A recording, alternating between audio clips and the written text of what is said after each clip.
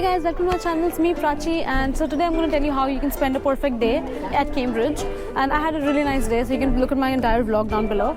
But so what I would suggest is first, once you arrive here, they do suggest Fitzbilly's Cafe. But personally, I really liked the old bicycle shop. It was so nice, and like the katsu curry that they had a lot of options well in the menu. Like Fitzbilly's, it's good. You can go there for like a small bite, maybe for like dessert and stuff, and once you're done.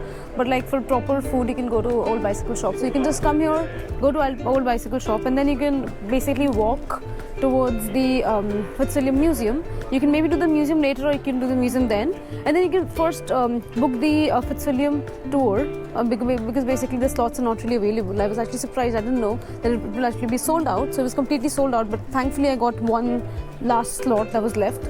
So yeah, so book that online, and then you can also book the chapel, the King's College Chapel online before coming. So you can like do one of those, and then there's the clock that you can go look at the clock. Maybe then go for the Fitzbilly's Cafe for a bit because I tried the red velvet. It was pretty nice. And then after that, you can come for punting. And for punting, there are a lot of companies that are basically competing, and they're gonna offer you like discounts and everything as well. So I got it for like 20 per person, but maybe they could have gone down to 15. I don't know. But it really sounds reasonable for a 45 minutes trip, so it's fine. So yeah, the punting should be nice, and once you're done with that, I would suggest eating at one of the, if you like Italian, there's this really good Italian restaurant that I saw, I'm forgetting the name.